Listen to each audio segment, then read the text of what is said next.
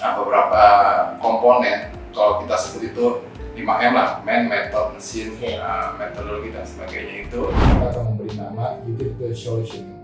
Artinya bagaimana kita memberikan solusi terhadap utilitas yang ada di pelabuhan. Apakah ada kelebihan misalkan antara silver sama gold itu bedanya apa?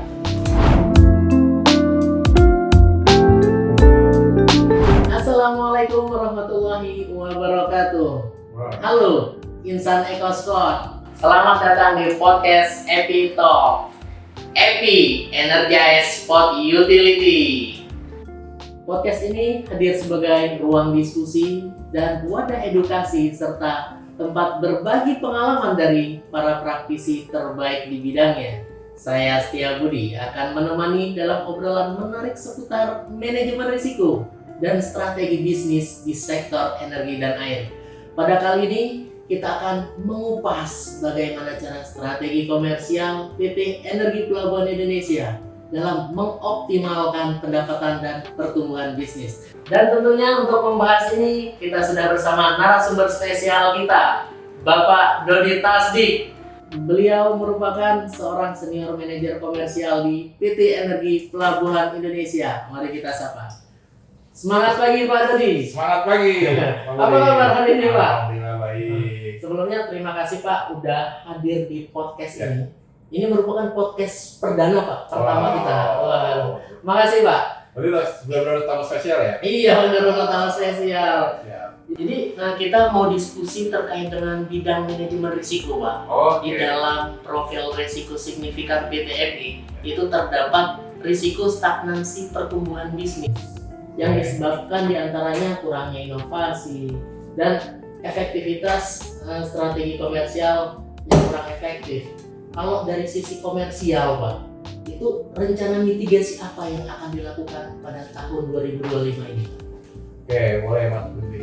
Jadi pertama saya sampaikan bahwa dalam rencana jangka panjang perusahaan PT FI, di mana dalam penilaian analisis lingkungan baik internal maupun eksternal faktor, PT FI ini posisinya adalah dalam posisi pertumbuhan. Di mana dalam posisi pertumbuhan itu atau growth itu kita harus melakukan beberapa strategi baik itu diferensiasi produk, penetrasi pasar maupun beberapa strategi lainnya yang dapat mendukung rencana jangka panjang perusahaan. Untuk profil risiko tahun 2025 atau tahun ini, di mana kita ada risiko stagnasi pertumbuhan bisnis, itu salah satu memang disebabkan oleh kurang inovasi. Tetapi itu tidak menjadi salah satu faktor penyebab dari stagnasi tersebut, di mana bahwa inovasi itu tercreate atau terbentuk dari suatu hambatan atau tantangan yang dihadapi EPI di masa ini.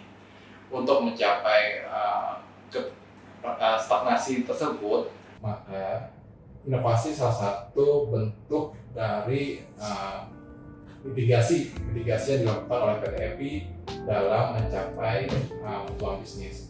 Nah, dengan adanya beberapa komponen, kalau kita sebut itu 5M lah, man, method, mesin, metodologi dan sebagainya itu, kita ada beberapa kegiatan atau beberapa tujuan ya.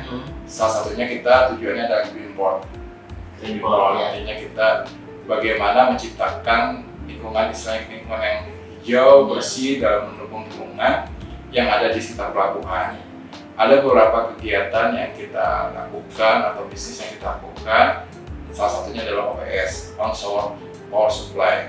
Itu bagaimana kita melistriki kapal yang bersandar di pelabuhan. Tetapi selain OPS itu juga kita ada beberapa kegiatan seperti elektrifikasi kren, di mana EPI membantu pelanggan dalam mengelektrifikasi kren-kren milik mereka. Yang kedepannya, jika ada pelanggan yang ingin dikonversi kren atau dielektrifikasi, dapat menghubungi EPI. Yang tujuannya adalah kita mendukung green port atau pelabuhan yang ramah lingkungan. Kita ada 4 unit yang kita kerjakan. Memang kita bekerja sama dengan pihak eksternal yang ada di luar Perindo ya, di eksternal Perindo. Kita mencoba kita sebagai pet project-nya untuk yang 4 kren tersebut, tetapi tidak menutup kemungkinan kita akan mengembangkan di tempat yang lain. Nah, tadi kan Bapak udah menceritakan banyak sekali Pak terkait program-program kerja dari sisi komersial ya Pak ya, terkait untuk mencegah potensi risiko ini. Dari semua program ini, adakah program unggulan dari divisi komersial Pak? Baik, untuk memitigasi hal ini kita juga didorong untuk pengembangan dari segi aplikasi atau IT, di mana untuk menjawab kebutuhan dari pelanggan kita berencana untuk mengembangkan aplikasi yang sudah ada, yaitu AP2EP. AP Mobile ini maupun AP2EP ini adalah tools yang kita gunakan bagaimana kita mendukung seluruh aktivitas operasional yang ada di PT-EP. Bagaimana seluruh data yang ada di pelanggan kita itu bisa kita akomodir dan dibutuhkan untuk kegiatan manajemen. Artinya ketika manajemen membutuhkan data untuk mengambil keputusan, maka AP2EP ini bisa menjawab tantangan tersebut. Selain itu, untuk yang AP Mobile, di mana kebutuhan dari pelanggan ini akan kecepatan pelayanan, akan ketersediaan data, maka AP Mobile ini akan menjawab tantangan tersebut. Seperti itu. AP Mobile ini bisa diakses oleh semua Pak ya? Betul. Berarti bukan hanya customer Pak, dari internal AP sendiri Bisa juga digunakan. Oke. Ya. Kapan target bisa digunakan? Kita target di semester 1 ini tahun 2025. Luar biasa, berarti sebentar lagi Pak ya? Ya. Luar biasa Pak. Itu salah satu inovasi kita lah Salah satu inovasinya terkait. dalam menjawab mitigasi yang ada. Oke. Nah kalau saya lihat di program kerja komersial itu ada pembuatan katalog Pak. Bisa dijelaskan sedikit Pak, apa sih pembuatan katalog itu dan produknya itu seperti apa? Baik, yang saya sampaikan sebelumnya bahwa layanan EP ini kita ada layanan listrikan, layanan air maupun layanan konsumsi. Nah, katalog produk ini kita akan memberi nama Utility Solution. Artinya bagaimana kita memberikan solusi terhadap utilitas yang ada di pelabuhan. Nanti dari katalog produk ini, pelanggan dapat mengetahui apa sih layanan yang diberikan oleh PT EP. Misalnya listrik, nanti pelanggan dapat mengetahui apa saja produk EP dan juga harganya seperti apa dan jenis layanan seperti apa. Nanti dalam kategori layanan listrik kita ada 3 kategori. Yang pertama silver, bronze, lalu gold. Nah itu berbagai pelayanan di situ diberikan. Nah itu juga ada rate yang akan diberikan kepada pelanggan. Dan itu juga akan menjawab bagaimana kebutuhan pelanggan yang saat ini kewenangan PT EP ini, saya contoh di listrik. PT EP ini kewenangannya hanya memberikan deliver listrik dari gardu induk yang dipunyai oleh PT EP sampai dengan kWh meter di pelanggan. Nanti untuk jenis kebutuhan pelanggan di dalam instalasi mereka itu juga PT EP dapat memberikan layanan. Misalnya nanti adanya gangguan yang terjadi akibat dari instalasi pelanggan yang bermasalah. Nah, itu PT EP memberikan solusi di situ. Iya. Berarti EP Mobile ini bisa melaporkan permasalahan yang terjadi.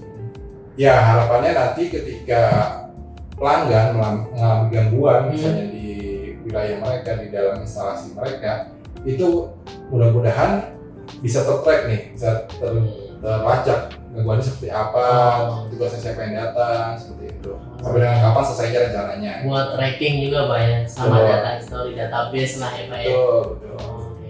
Pak, tadi Bapak sebut ada kriteria customer ya, atau kriteria pelanggan, silver, gold gitu ya. Betul. Itu kriterianya itu berdasarkan apa? Apakah ada kelebihan misalkan antara silver sama gold itu bedanya apa? Gitu? Tingkat layanan EP ada 3 tahap. Tahap pertama itu bagaimana EP mendeliver listrik dari gardu EP sampai dengan kWh meter pada pelanggan. Tahap kedua yaitu tahap berikutnya, di mana EP mendeliver listrik sampai dengan kWh meter pelanggan sekaligus memelihara instalasi milik pelanggan agar tidak terjadi sesuatu gangguan. Tahap 3 atau tahap terakhir yang diberikan pada EP adalah EP memberikan deliver listrik kepada pelanggan sampai dengan kWh meter sekaligus memelihara instalasi milik pelanggan, di mana dalam pemeliharaan tersebut ada tim yang berdedikasi langsung kepada pelanggan selama 24 jam 7 hari. Itu memastikan bahwa tidak adanya gangguan dalam instalasi milik pelanggan. Kerjasama yang diberikan EPI bersifat B2B atau business to business. Nah, tadi kan Bapak udah menceritakan banyak sekali Pak terkait program-program kerja dari sisi komersial ya Pak ya, terkait untuk mencegah potensi risiko ini. Dari semua program ini, adakah program unggulan dari divisi komersial Pak? Kalau untuk tahun 2025 produk unggulannya salah satunya adalah tadi katalog produk. Katalog produk itu salah satu program unggulan ya Pak ya? Itu dari segi komersial, sedangkan di komersial itu ada juga IP ya.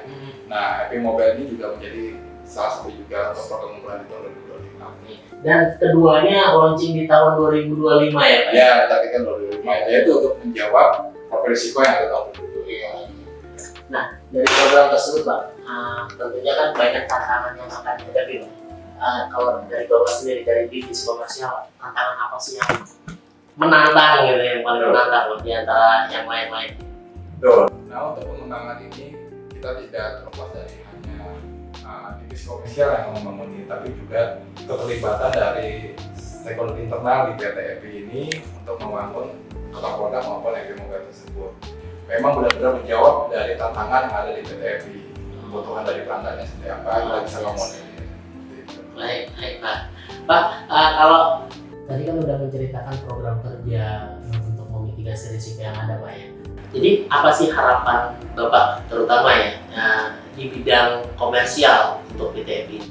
Harapan dari divisi komersial untuk PT EPI adalah bahwa PT EPI ini didirikan adalah untuk memberikan nilai tambah bagi shareholder mereka. Bagaimana kita memaksimalkan pendapatan yang ada melalui pertumbuhan bisnis, baik di dalam pelabuhan maupun nanti rencana di luar pelabuhan, dan juga adanya melakukan proses efisiensi anggaran atau operasional. Dengan itu kita bisa memaksimalkan laba yang ada di PT EPI. Seperti itu. Harapannya itu ekspansi lah Pak ya, seperti ekspansi ke Tanjung Priok, mungkin ekspansi ke Nusantara ya Pak. Betul. Kalau misalnya harapan pasti kan tadi memberikan nilai tambah, itu pasti kita akan mengharapkan adanya ekspansi pasar. Tetapi juga itu tidak menjadi halangan ketika kita juga diberikan pasar existing saat ini. Kita melakukan penetrasi pasar, lalu melakukan diferensiasi produk seperti itu. Baik, terima kasih Pak Dodi. Luar biasa sekali diskusi hari ini. Terima kasih Pak Dodi atas insight dan pengalamannya yang sudah dibagikan kepada teman-teman EcoSquad. Sebelum kita tutup, apakah ada closing statement atau pesan-pesan yang ingin disampaikan kepada EcoSquad? Baik, teman-teman EcoSquad, bagaimana kita dalam rencana kerja anggaran perusahaan tahun 2025, kita ditargetkan pertumbuhan di atas natural growth. Tetapi juga terhadap target yang ada di RKP tersebut, kita harus juga memikirkan bagaimana memperoleh beyond RKP. Artinya kita dibutuhkan ide-ide inovasi dari teman-teman EcoSquad untuk mencapai target yang telah ditetapkan oleh pemegang saham. Dan juga harus adanya kolaborasi antara seluruh divisi yang ada di PT EPI untuk mencapai target tersebut. Mungkin itu aja Mas Budi. Baik, terima kasih Pak Dodi. Semoga strategi komersial PT EPI semakin kuat dan memberikan dampak positif bagi perusahaan dan pelanggan yang lain. Amin. Dan pastinya menghasilkan laba yang besar. Amin. Baik insan EcoSquad, demikian podcast kita kali ini. Jangan lupa untuk terus mengikuti podcast EPI Talk. Untuk diskusi menarik lainnya, jangan lupa like and komennya ya. Kira-kira divisi mana nih setelah ini yang akan kita ajak diskusi? Saya Setia Budi, pamit undur diri. Wassalamualaikum warahmatullahi wabarakatuh.